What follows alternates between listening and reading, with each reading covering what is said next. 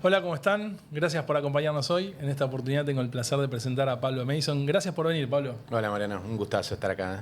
Un placer. Al contrario, bienvenido. La verdad que Pablo es una persona que tiene un extenso recorrido en recursos humanos, es un referente. Hoy es CHRO de PECOM, Grupo Pérez Compam. Además es speaker, es escritor. Mucho tiempo en el top 10 de los HR influencers. Además fue elegido HR del año, así que la verdad que para nosotros es un placer tener. No, un placer estar acá. Y eso habla de muchos años también. Todo lo que dijiste se acumula con años.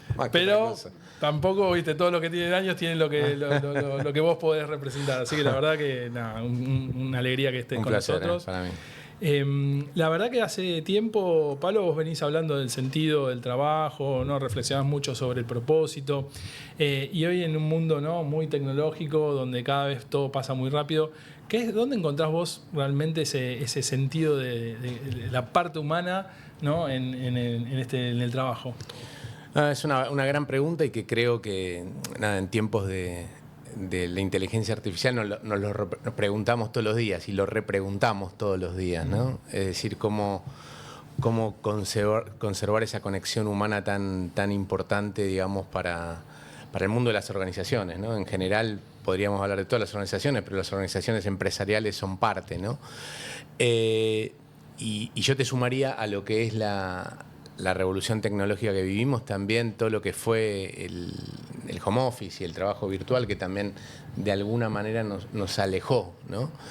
Y te diría que en esa época de la pandemia es donde yo empecé a revalorizar y a reconectar, ¿viste?, con esa necesidad humana tan básica que tenemos, ¿no? Me pasó que, ¿viste?, al principio la gente se iba a sus casas, iba a laburar virtual y se acostumbraba, pero con el pasar de las semanas, de los meses, empezamos, ¿viste?, a sentir que faltaba esa conexión humana, ¿viste?, que a veces subvaloramos. Y de hecho, ¿viste?, si uno mira en perspectiva, lo que pasó en la pandemia y lo que pasa hoy es que hay un incremento muy grande de las enfermedades psicosomáticas, salud mental, ¿viste?, muy asociada a la ansiedad, la depresión. Y la verdad que eso en el fondo son temas emocionales, ¿no? Y hay temas de conexión emocional. Y hoy en día vos, cuando hablas con una persona que labura, sobre todo los jóvenes, y les hablas, ¿viste?, de la famosa experiencia empleado, vuelven hacia atrás a todo esto que estamos diciendo, ¿no? Que es mi conexión emocional con el laburo, mi conexión emocional con mi jefe, mi relación emocional con el lugar donde estoy, cómo la paso, cómo me tratan, cómo me siento en este lugar, ¿viste? Y a veces cuando hablamos de experiencia empleado creemos que estamos hablando de mucho más que eso. Y la verdad que es eso esencialmente, ¿no? Que es, bueno, cómo estoy yo en este lugar, cómo la paso, cómo me tratan, cómo conecto emocionalmente, cómo mi salud mental está preservada o no. Es decir, y creo que cada vez eso está siendo una necesidad más crucial, ¿viste? Yo lo siento que es como una demanda, ¿viste?, cada vez más grande, ¿viste? Y es volver un poco a la base. Yo creo que también porque, y esta es una opinión personal, es las generaciones de la gente más jóvenes también tienen una necesidad mayor de la que teníamos nosotros, por lo menos la mía, yo soy más grande que vos, que estaba mucho más seteada, ¿viste?, para el laburo es el laburo y la carrera y las obligaciones y me banco cualquier cosa, y entonces si no me saludan y si no me tratan bien y si no me escuchan. Las generaciones, yo tengo hijos centennials, todos ellos, ¿viste?, es muy importante eso, que es mi conexión emocional con el lugar donde estoy, cómo me tratan, cómo me hablan, cómo le dan sentido a lo que quiero hacer, cómo me acompañan. Y yo creo que eso finalmente es hoy en día un diferencial fenomenal para las compañías, ¿viste? Las compañías que logran de alguna manera tener un entendimiento de esto que estamos hablando son las compañías que obviamente les va mejor porque la gente quiere estar ahí, quiere pertenecer, ¿viste? No, totalmente. Ahora, bueno, en tu libro Trabajo en la pospandemia hablas bastante, ¿no?, de todas estas tendencias que vinieron después de este tiempo que estabas describiendo. En un momento parecía como que todo iba hacia la virtualidad, o iba hacia trabajar de muchas formas diferentes, y por otro lado volvió como una fuerza grande, ¿no?, de las organizaciones a la presencialidad o a volver para atrás con muchas decisiones que se habían tomado en ese momento. ¿Dónde crees que capaz se puede encontrar ese equilibrio, ¿no? También Péndulo, ¿no? es una gran pregunta, ¿viste? Yo creo que las compañías todavía se están preguntando en dónde tiene que quedar el péndulo. Como siempre, me parece que a la salida de la pandemia, ¿viste?, hubo una dificultad en volver, porque también había una cuestión de acostumbramiento, también había mucha ansiedad, ¿viste? Lo que te decía antes, había mucha ansiedad por volver todos los días a la oficina y a la rutina, etcétera, etcétera. Luego creo que se fue evolucionando. Hoy hay muchas compañías que están queriendo volver al origen, que es a la presencialidad total, y les está costando muchísimo. O sea, muchísimo porque no lo logran, ¿viste? Aunque lo planteen. Con lo cual yo te diría que el péndulo está volviendo hacia el medio y la verdad que las compañías están en modelos híbridos que cada vez son más de 3 días presencial, para hacerte un promedio. Algunas otras, y según la industria, son 4 días presenciales, pero creo que ya nunca más se vuelve aquel modelo anterior, ¿viste? Que es todo el tiempo, los 5 días de la semana, sin flexibilidad, hoy me parece que es otra la discusión, ¿viste? Ahora, también este tiempo, ¿no?, post-pandemia, y creo que también viene pasando hace algunos años de una transformación cada vez más rápida y de los mercados que se mueven más rápido, el mundo que de un día para otro puede ser diferente.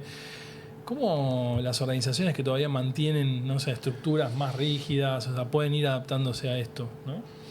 También yo creo que es una cuestión de supervivencia, ¿viste? La que viene. Hay que decir que, digamos, quienes trabajamos en industrias tradicionales corremos con cierta desventaja en el sentido de que hemos desarrollado justamente a nuestras organizaciones en esos modelos un poco más del pasado, ¿no? Ahí para mí es la habilidad de quienes trabajamos en ese tipo de organizaciones, más industrias tradicionales, en adaptarnos lo más rápido posible para competir, ¿viste? Para competir por el mismo talento en el cual buscan las compañías tecnológicas, las digitales, las startups, es decir, que son compañías muy tentadoras para los jóvenes porque te ofrecen un modelo mucho más flexible de laburo. El gran desafío es para nosotros, como compañías grandes, tradicionales, en adaptar esos modelos de laburo a que, podamos ofrecer flexibilidad, que podamos ofrecer part-time, podamos ofrecer laburos para freelancer, generar, ¿viste?, un modelo de laburo que realmente sea competitivo. Si no, en la evolución de lo que yo veo en el mercado, vamos a quedar muy atrás en esa disputa por el talento, ¿no? Así todo, grandes empresas como la que trabajás, o sea, son marcas empleadoras muy fuertes, ¿no? Y generalmente la gente, la verdad que busca trabajar en esos lugares. ¿Qué crees que es la diferencia? O sea, ¿dónde está la diferencia en cuando cuentan lo que son? Claro. A ver, yo te diría, a tu pregunta creo que yo separaría en dos, ¿viste? Una cosa es la posibilidad de captación, que tiene una gran marca, y la otra, la segunda parte, es la posibilidad de que esa gente luego se quede, no hablo de retención porque odio la palabra, pero que se quede un tiempo, digamos, razonable y labure bien y dé la extramilla.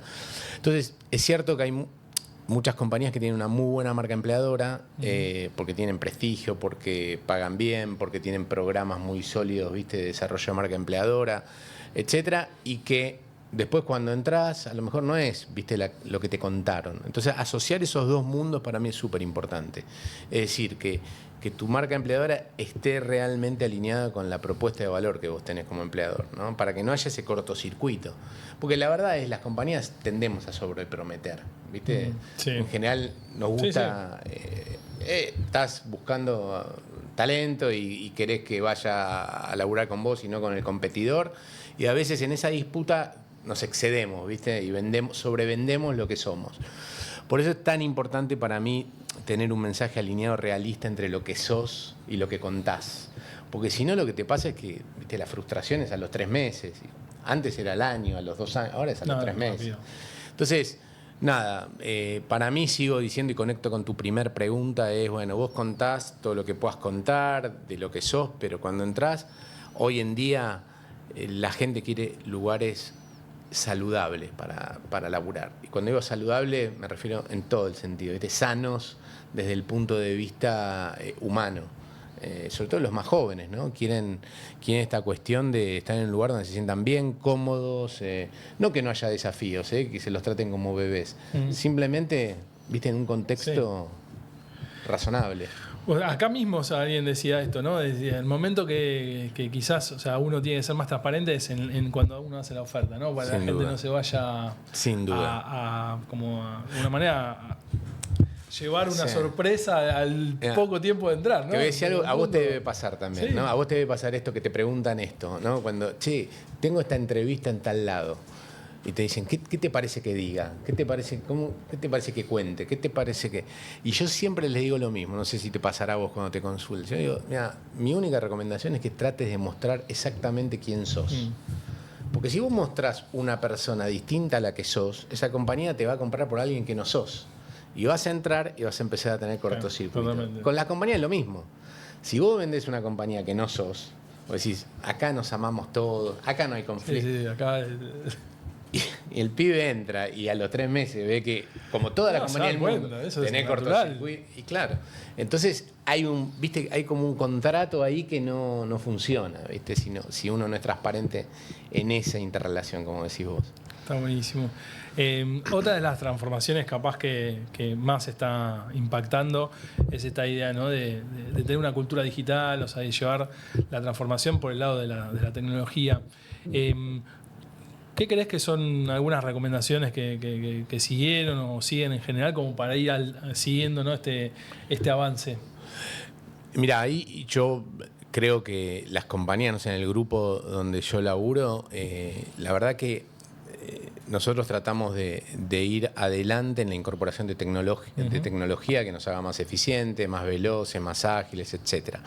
Ahora, como hablamos antes de empezar, en realidad la incorporación de tecnología no te garantiza que vos seas inmediatamente más eficiente, ni más ágil, Creo que ahí tenemos un gran desafío, digamos, las compañías que charlábamos hace un ratito, es en cómo generás adopción de todas esas tecnologías que incorporás. Y ahí yo creo que todavía, y ahora hablo más, insisto, por las compañías más de industrias tradicionales, estamos todavía con un delay, con una tardanza en ese nivel de adopción de las compañías, de la tecnología, ¿viste? Vos por ahí incorporás tecnología y la gente tarda, ¿viste? En adoptarla, empezar a utilizarla, en tener la curiosidad de explorar y ahí tenemos algo para hacer. Ahí hay algo para mí desde el punto de vista cultural que tenemos que trabajar mucho para mejorar la adopción de tecnología. Ahí justamente, generalmente en las organizaciones ponen a disposición la tecnología, las personas adoptan a veces, incluso en el uso personal, pero no tanto en lo que tiene que ver específicamente con el trabajo. Coincido, ¿no? En esto de la necesidad de alinear las dos expectativas, porque en algún punto lo ideal sería que la gente esté usando la tecnología para impactar, ¿no? en su trabajo en el día a día. Y ahí hay una cuestión también, o sea, de ver cómo les damos espacio a esa gente como para que pueda practicar. Bueno, hablábamos un poco hace un ratito. Total. No, es así, ¿viste? Porque la persona es una, ¿viste? Y si hay una persona que en su casa utiliza la tecnología, es curiosa, y llega... Te recomiendo mucho, si no, les recomiendo todo la serie Severance, que es de Apple, muy buena. Viste, no muy somos buena. Severance, no, sos un individuo que llega... En el trabajo y un individuo en la casa. Exacto, que llega al lobby y pasa a ser otro. Somos la misma persona, entonces la pregunta es cómo logramos integrar, digamos, ese gusto que tenemos por la tecnología en casa al gusto por la tecnología en el laburo, ¿no? Yo creo que incluso a veces hay oportunidades de gente que es muy innovadora, o sea, usa mucho, o sea, y después llega al trabajo y le dice, no, mirá, esto no, esto sí. Yo creo que hay que guiar, ¿no? O sea, trabajar con... Ahí hay un gran desafío para nosotros como área de capital humano. Bueno, vos creo que ayudas mucho en este tema. Y como áreas nosotros necesitamos, ¿viste? Porque si no aceleramos la incorporación y adopción de la tecnología, tenemos desventajas competitivas muy claras. Con las compañías nativas digitales, digamos, ¿no? Sí. Que tienen eso como parte de su asset. Y con otras que empiecen a usarlo más rápido que nosotros. Más rápido que nosotros, correcto. Este es un mundo de vuelta. Bueno, no quiero poner el nombre porque ya le pusieron un montón de nombres, pero la verdad que es un contexto social, económico, tecnológico muy, muy movido. ¿Cómo podemos acompañar a los líderes para que, justamente lleven adelante la dura tarea, ¿no?, de guiar a las personas en este tiempo? Para mí hay un gran tema, viste, que es todo lo que tiene que ver con la transformación digital que estamos viviendo, sobre todo inteligencia artificial. Trae mucha incertidumbre, mucho miedo, ¿viste? Porque vos todo lo que ves y lees es el impacto de la inteligencia artificial en la cantidad de puestos de trabajo, en el cambio en los roles que esto genera. Entonces, la verdad, hay como una incertidumbre en el mundo laboral y en los trabajadores, sobre todo con profesiones o oficios que son impactados por la inteligencia artificial. Bueno, ¿cómo sigue mi historia? Y ahí yo creo, viste, lo que siempre se dice en estos casos, la cuestión es cómo lográs aprender rápido de inteligencia artificial para sumarlo a tu puesto, a tu rol, a tu trabajo. Viste, es la única manera, es incorporar la voz a la tecnología y a la inteligencia artificial a tu rol.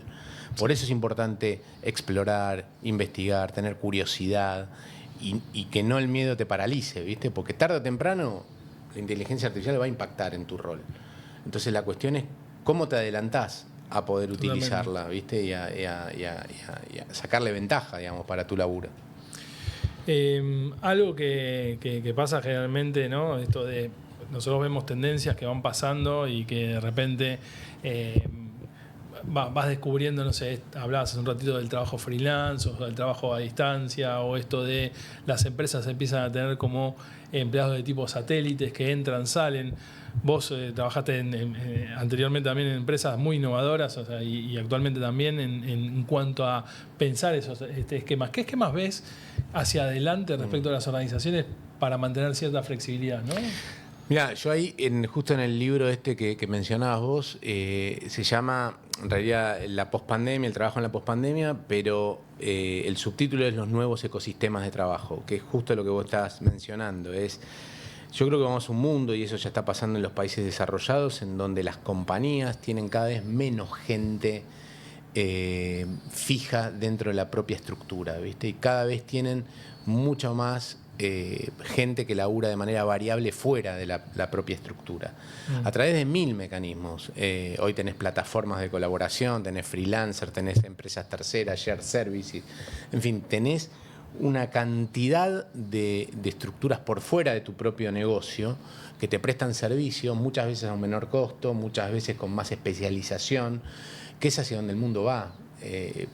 Fíjate que las estructuras que tenemos las industrias tradicionales, ¿no?, son gigantes, ¿viste? Y se estima que en el 2020, ¿viste?, las industrias tradicionales tenían el 80% de su gente bajo su estructura y el 20% afuera, en estos satélites que estamos discutiendo. Y se piensa que para el 2030, 2035 va a ser a la inversa. Las compañías van a tener el 20% de personal propio directo en su estructura y el 80% satelital. Por un motivo esencial, variabilizar costos y tener también gente más especializada afuera, que también tiene otro mindset. ¿Viste? Hay muchos jóvenes que tampoco quieren laburar todos los días, todos los meses, todos los años para la misma compañía, el mismo negocio. Nada, hoy los jóvenes por ahí prefieren laburar a la mañana para una compañía, a la tarde para otra, especializarse en fin. Esa dinámica entre los valores sociolaborales y la necesidad de las compañías hace que yo vea que en el futuro vamos a laburar en estos ecosistemas, ¿viste? Y va a ser difícil gestionarlo, ¿viste? Porque al no estar todos en el mismo techo, ni siquiera ser empleador único, te va a generar muchos desafíos, que es cómo generás compromiso, cómo tenés la misma cultura, cómo enfocás a la gente en los resultados. O sea, es una tarea grande la que tenemos por delante. No, totalmente. Y, o sea, y es una forma diferente, ¿no?, de gestionar, porque cuando hablamos hoy de cultura o hablas tradicionalmente, o sea, las empresas piensan casi la mayoría de sus actividades solamente para la gente en relación directa, en dependencia, y a veces dejas un ecosistema que ya existe, ¿no?, de proveedores que están quizás sentados ahí en el día a día. Absolutamente. En ese sentido, ¿qué experiencia ves que puede ya ser útil como para decir, bueno, integrar a las personas independientemente de estos formatos? Mira, yo ahí creo que vamos a trabajar en el futuro, digamos, bastante mediato, es por proyectos, ¿viste? Las compañías van a tener grandes proyectos, van a tener seguramente una estructura fija o directa para lo que es, ¿viste? El running de la compañía, la administración, Sí. etcétera, la parte estratégica, si querés. Y después se va a laburar mucho por proyectos, grandes proyectos. Y esos proyectos son los que van de alguna manera a sinergizar a todo ese ecosistema externo, ¿viste? Ujú.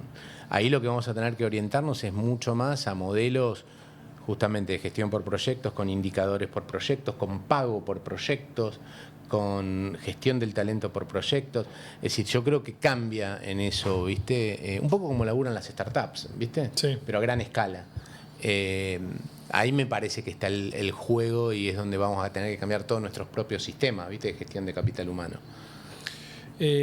Hablando un poco siguiendo con liderazgo, o sea, cuando se sientan a la mesa con vos, los líderes de las organizaciones, ¿qué preocupaciones te traen? Mira, la primera que te traen, y sobre todo cuando hablas de líderes, por ejemplo, más 40, es esta cuestión de, bueno, los chicos jóvenes, viste, tienen bajo compromiso, digamos, para sintetizártelo. ¿Qué significa bajo compromiso? Bueno, la lectura de ellos es bajo compromiso. Yo creo que una demanda y una necesidad diferente, traducida a veces por otras generaciones, Sí, es bajo compromiso. Yo no creo que sea bajo compromiso. Es cierto que hay un nivel de demanda diferente, viste, que es todo lo que hablábamos antes. Es sí más flexibilidad, sí un jefe que por ahí le dé un lugar diferente y lo escuche y por ahí maneje la presión de otra manera, sí entender que no quieren, viste, por ahí que si no pueden un día laburar hasta tarde se lo entienda. Es un pedido y una demanda al mundo laboral diferente, que para los que somos de otras generaciones lo podemos decodificar mal, ¿viste? Y ese es el problema. Entonces a veces los líderes lo que te pasa es dicen, che, pero estos pibes no quieren laburar. Y la verdad que no es así. Yo tengo hijos de esa edad. Quieren laburar de una manera diferente. Después pueden discutir, ¿viste? ¿Por qué? Si está bien, si está mal. La verdad es lo que la generación pide, ¿viste? Y yo creo que ahí tenemos una necesidad de adaptación, ¿viste? No enojarnos con esas cosas. Lo que nos pasa a veces es que cuando nos enojamos, ¿viste? Con valores sociolaborales distintos, nuevos, terminamos perdiendo, ¿viste? Porque tratamos de querer cambiarlos a ellos, cosa que no va a ocurrir porque son valores muy arraigados, en lugar de ver cómo transformamos también las organizaciones para que puedan convivir, ¿viste? Con nosotros. Yo creo que ese es uno de los grandes temas del liderazgo, de la mano también de lo que hablábamos antes, que es el tema de la tecnología, ¿no? Que es cómo logramos incorporar de manera proactiva a nuestros procesos, a nuestro laburo, la tecnología. Esos son para mí dos grandes preocupaciones de los líderes hoy en día, ¿viste? Ahora, hablando un poco de esa diversidad generacional, ¿no? A veces, en algún punto, lo que es la gestión, ¿no? O sea, interna, tiene esas preocupaciones, o sea, y tiene mucho de trabajo para adentro. A veces también, o sea, en esta etapa de atracción, ¿no? Hacer una oferta o una propuesta que sea más o menos atractiva para todas las generaciones debe ser difícil. ¿Cómo haces para abrir la puerta para que sea lo más grande posible? Bueno, yo creo que el secreto está en cada vez individualizar más las propuestas y las propuestas de valor como empleador, ¿viste? O sea, creo que tenemos que tener un menú cada vez más variopinto, ¿viste? O sea, eso de, bueno, te ofrezco el plan de pensiones para todo, ¿viste? Como hacíamos antes. Sí. Te ofrezco auto o gastos de auto, te ofrezco carrera, ¿viste? A largo plazo. Yo creo que cada vez es más individual, ¿viste? Lo que tenemos que ofrecer, entendiendo las necesidades cada vez más individuales. Obviamente no podemos tener una propuesta totalmente diferente para todos los empleados de la compañía, pero sí entender que los diferentes grupos etarios tienen necesidades diferentes. Entonces, por ahí, invirtiendo lo mismo en esa propuesta de valor, podés dar cosas distintas, ¿viste? A lo mejor el valor que tiene la flexibilidad para un joven, que tiene un costo también para la compañía, tiene muchísimo más impacto que si vos le ofreces, no sé, un beneficio X que ofrecíamos hace 10 años atrás o 15. Entonces, yo creo que la agilidad de las compañías está dada también en eso, ¿viste? En cómo lográs, digamos, hacer cada vez más individual esa propuesta de valor para atraer mejor gente. Está bueno que traes agilidad, ¿no? Hace un tiempo hablaban de las metodologías ágiles, Sí. están muertos, qué sé yo. Pero, bueno, yo vengo de tecnología, pero en general creo que depende de cada organización y el momento en que esté. ¿Qué pensás respecto a la agilidad y cómo pensás que hoy las organizaciones pueden mantenerse en esa flexibilidad y agilidad rápido? No, creo que vos lo dijiste recién, ¿no? A veces confundimos metodologías ágiles con agilidad organizacional, Exacto. que son cosas distintas. Es decir, yo soy un creyente en las metodologías ágiles, por supuesto, pero una compañía ágil es otra cosa. Es una compañía que tiene capacidad de transformación, ¿viste? Que tiene capacidad de incorporar conocimientos, de incorporar capacidades de una manera más rápida que el competidor, para decirlo de alguna manera. En la medida que las compañías logremos tener esa capacidad de aprendizaje, de incorporar cosas que no tenemos y transformarlas, es que sos mucho más ágil en el mercado. En el mercado vos tenés clientes y consumidores. En la medida que vos capturás los inputs, insights de los clientes y consumidores y las traducís rápidamente en soluciones, haces mejores negocios. Y esa es la agilidad. Cómo traducís esas necesidades de clientes y consumidores hacia dentro de tu organización. Claro. ¿No? La velocidad en la que lo haces. Y cómo estás conectado con tus clientes de una manera tal de poder, ¿no?, rápidamente percibir lo que está pasando, ¿no? Ahí tenés la tecnología, ¿no? Que vos decías antes también, ¿no? Cómo utilizamos la tecnología también para entender más rápido que nuestros competidores lo que quieren esos clientes y consumidores. Exacto. Hablando un poquito de la tecnología para adentro, ¿cómo ves capaz la inteligencia artificial aplicada dentro de lo que es nuestro área, la gestión de las personas? Y es un temazo, ¿viste? O sea, yo creo que estamos pasando, digamos, como en los videogames, ¿viste? Vamos saltando de niveles. Hace un par de años atrás hablábamos de los bots y de la autogestión a través de bots y, bueno, la eliminación de tareas transaccionales a través de los bots y de respuestas cliente interno con los servicios a través de bots. Hoy yo ya creo que lo tenemos muy dentro de los procesos core, ¿viste? De recursos humanos. Y, por ejemplo, en los procesos de selección, yo veo que la inteligencia artificial está transformando hasta casi, en algunos casos, la desaparición de la persona reclutadora en el proceso, ¿viste? Sí. Desde el screening por inteligencia artificial de currículums en las redes, hasta primeras entrevistas, hasta tenés todo lo que tiene que ver con la detección de características a través de IA en la conversación. Lo tenés totalmente ya penetrado, digamos, ¿no? por la inteligencia. Y hay muchísimos otros procesos como la capacitación, que también ocurre lo mismo. Todo lo que tiene que ver con talento y desarrollo, en donde vos hoy una evaluación de desempeño, ¿viste? Ya ni siquiera necesitas escribirla. Con un buen prompt está hecha una descripción de puesto. ¿Quién se va a poner a hacer una descripción de puesto hoy en día? Una política. Una política, ¿quién? Es decir, en realidad tenés que tener gente que sepa hacer prompts para que esas descripciones de puestos se hagan bien y rápido, y las evaluaciones de desempeño lo mismo. Hoy ya las grandes plataformas, los ERP, tienen todos inteligencia artificial. Hoy entras un prompt y te hicieron la evaluación de desempeño. Es decir, la verdad que ahí hay una cuestión de vuelta, ¿viste? De adopción de todas estas tecnologías. Cuán rápido lo haces y cuán no, pero nuestra función va a cambiar y ya cambió radicalmente, ¿no? Ni hablar de la parte de transacciones, ¿no? Todo lo que es la parte transaccional, si querés, de administración, etcétera, bueno, está en un proceso de transformación acelerada. Te escuché hablar hace un tiempito en una entrevista que estabas con un ex CEO tuyo, ¿no? Y de alguna manera contaban sobre la relación que se genera, ¿no?, entre el negocio. Generalmente se habla mucho de que hay que estar conectado con el negocio.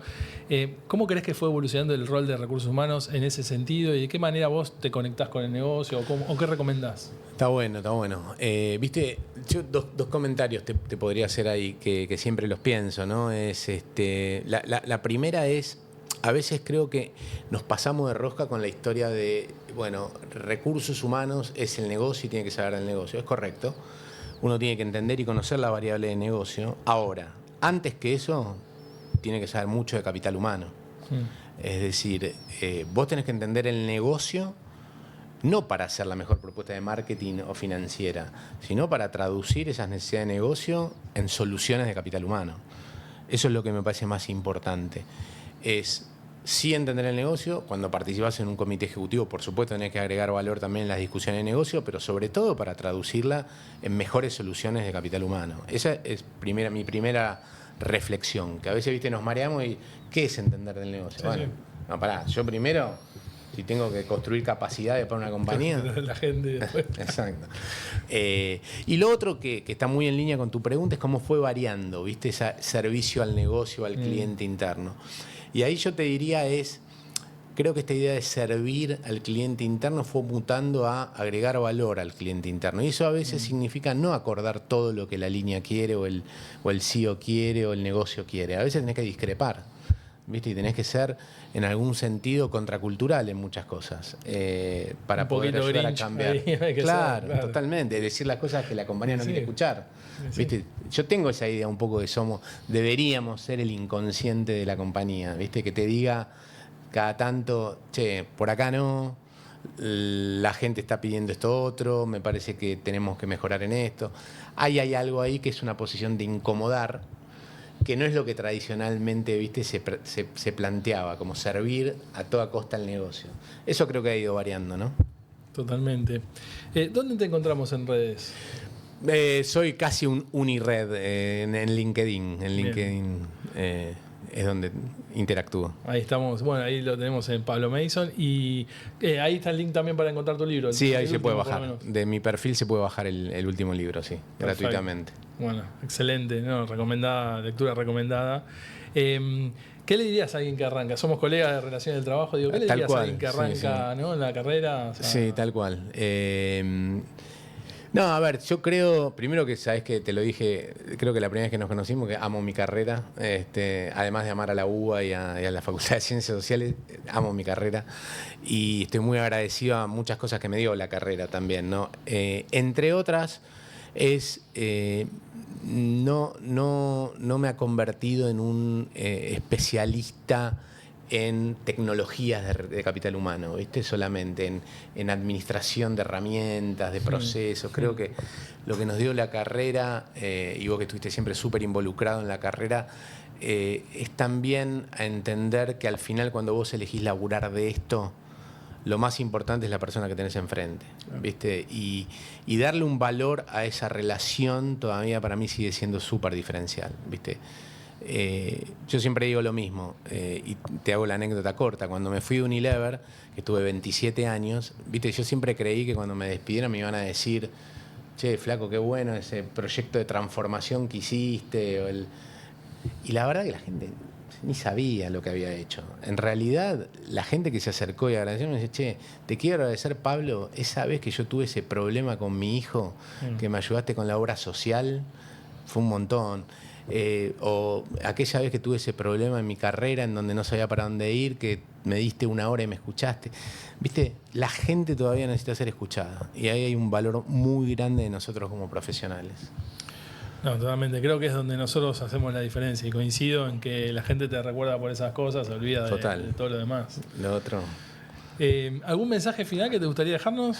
No, a ver, creo que me dejaste el pie con la pregunta de recién, ¿no? O sea, para la gente que trabajamos en esto, no perdamos la noción del valor que tiene para el que tenemos enfrente ser escuchado, ¿viste? Lamentablemente, en el mundo moderno y en el mundo digital, la gente en general tiende a hablar, ¿viste? Y a mostrar y yo creo que hay una gran necesidad humana hoy de ser escuchado, ¿viste? O sea, que alguien tenga la capacidad de escuchar, ¿viste? Prestar un oído y escuchar.